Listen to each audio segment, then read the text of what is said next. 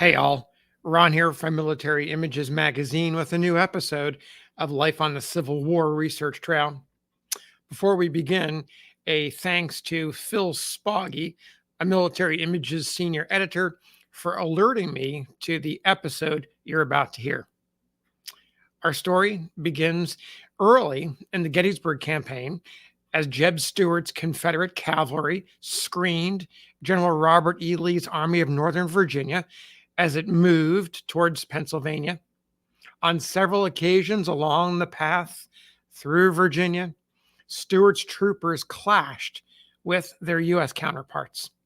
One of the actions at Aldie, Virginia, on June 17, 1863, involved about 2,000 Union troopers from New York, Ohio, Massachusetts, Maine, and Rhode Island.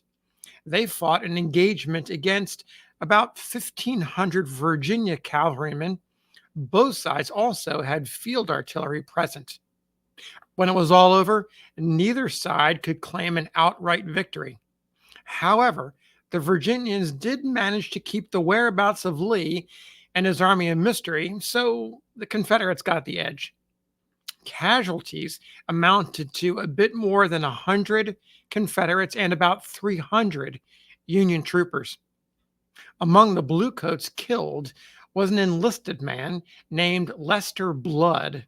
He served in the 6th Ohio Cavalry. Blood had a distinctive physical feature, an artificial eye made of glass. I haven't determined how he came to receive the eye, the glass eye, or lose the human eye, his biological eye.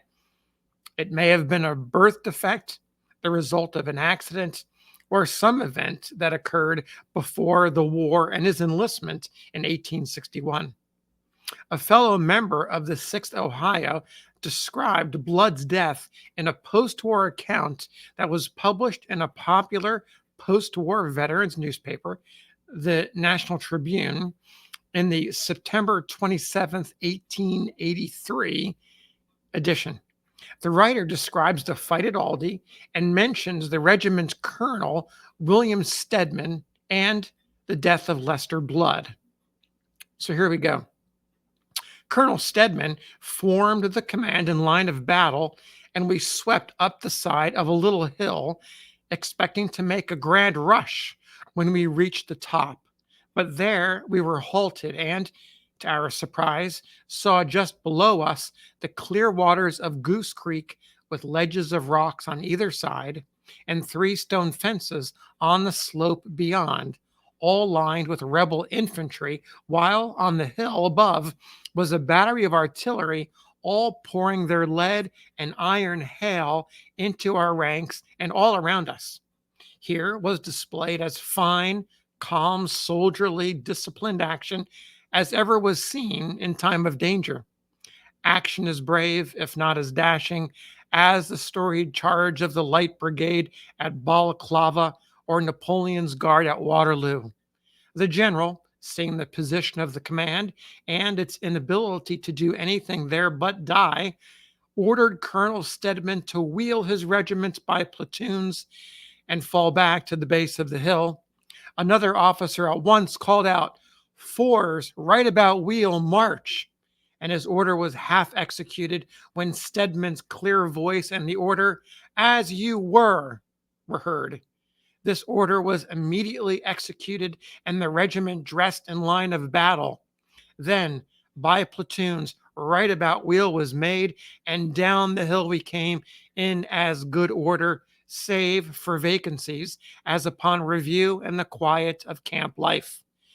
But oh, the little delay had cost many a good soldier's life, and I shall never to my dying day forget the appealing glance from the eyes of Lester Blood as he fell from gallant life in the saddle to glorious death upon the field." So there's the writer mentioning the death of Blood, the appealing look in his eyes. But he doesn't mention that Blood had a glass eye. But another man did. His name is Albert McKenzie Bey, and he was a private in the 4th Pennsylvania Cavalry. Beatty described how he came to be in position to find Blood's body in the National Tribune's October 15th, 1885 issue. That's about 2 years after the first account I read to you. Now, here's Beatty's account. Remember, he's coming up after the fight. So, the title of Beatty's account is Scared by a Glass Eye. To the editor. During the summer of 1863, while on the way from Rappahannock to Gettysburg, I received a gunshot in the calf of the leg and went bumming on my own hook, keeping just near enough to enjoy the success our boys were having in routing the enemy, but far enough away for safety. I came across a fallen and, as I supposed, wounded comrade. He was lying in the hot sun, staring at me with one eye. I asked, "Comrade, are you wounded?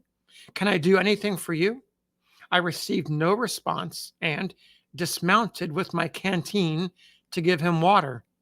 A blood stain on his breast led me to make an examination which showed that the ball had entered the region of the heart and that he was dead. The natural expression of his open eye made me doubt. I examined the closed eye and found it cold and glassy. I pulled up the lid of the open eye carefully when out it popped with a loud snap, scaring me so badly that I saw or heard nothing until a sergeant and squad with a stretcher or ambulance arrived and asked what I was doing. I have no recollection of the answer I made or of anything I said at the time. I had never heard of an artificial eye, which it proved to be. The man was Lester Blood, 6th Ohio Cav, a comrade who I think signed himself Andy Laney, wrote of this engagement once. If he sees this, I wish he would tell if Comrade Blood's friends received his effects, I, etc., as I have a rather cloudy recollection of giving some of the party who roused me from my trance a handful of things taken from the inside of his blouse or jacket. Signed, A.M. Beatty, Company H, 4th Pennsylvania Cav, Dempseytown, Venango County, Pennsylvania. Beatty's story, the one I just read you, the one in the Tribune, was seen by one of Blood's comrades, Sergeant Austin G. Jacobs. And I think Sergeant Jacobs is the same sergeant to which Beatty referred. He responded on November 19th, 1885, in the Tribune, about a month after Beatty's account. And here's what Sergeant Jacobs has to say. To the editor, in reply to Comrade A.M. Beatty, Company H, 4th Pennsylvania Cav, in regard to the dead comrade with the glass eye, as per Tribune of October 15th, page 4, second column, permit me to give a brief account of the cavalry dash in which Comrade Blood was killed. In referring to my diary, I find the place Aldie, time June 17th, 1863. We found the rebel pickets at a stone bridge that spans Goose Creek in the north part of Aldie. Their reserve was some 80 rods up the creek at a narrow pass where a spur of a steep bluff comes to within 20 feet of the creek. Our regiment drove them from this pass and then drew saber and charged through the pass by fours, then formed left front into line upon the slope. Then the charge commenced. We were in a circular field, some 80 rods square. On our right were hills, on our left Goose Creek, and in our front a large apple orchard. The orchard and the part of the field next to it swarmed with rebels. They were mostly on foot and were anxious to get to the orchard. Our regiment was getting there too, in good shape, but when about half across the field, not 60 yards from our front, a sudden cloud of smoke and the report of at least 100 carbines showed us there were rebels near the orchard, but we were like the boy that got the calf by the tail.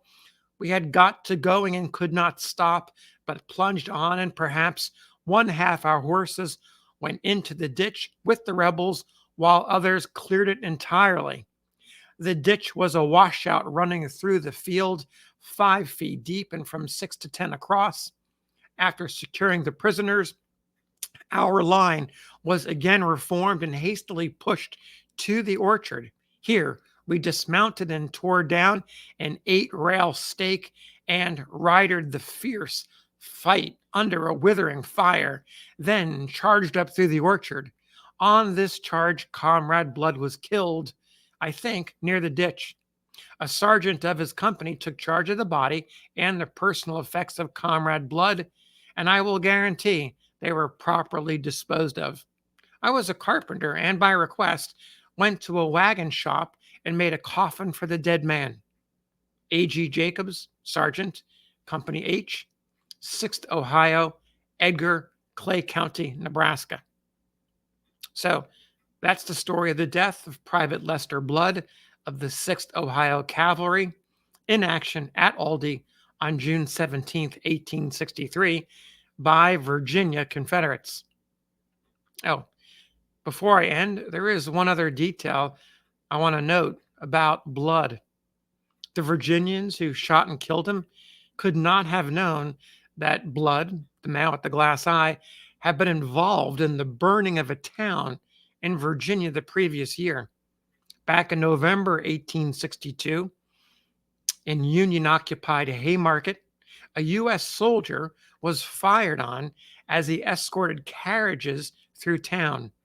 A squad of soldiers under the command of a Union lieutenant named Curd Veltheim of the 68th New York Infantry was sent to investigate. Veltheim brought a few men with him, including Private Blood, who at the time served on detached duty from the 6th Ohio as an orderly at headquarters. Veltheim reportedly went in with the intention of burning the town, and he did exactly that with the help of the men. They methodically burned 13 of 17 buildings in Haymarket. Veltheim was court-martialed and dismissed from the army on violating the 54th Article of War, which states officers and soldiers should behave themselves in quarters and on the march. Was 2 more charges, one for endangering the lives of women and children, and another for conduct unbecoming an officer. Another man was charged and convicted. Blood was not charged, but he did testify in the court-martial of Veltheim, and his testimony helped establish Veltheim's guilt. Blood survived, but died 7 months later at Aldie at the hand of Virginians. So thanks for listening. We'll see you on the next episode of Life on the Civil War Research Trail.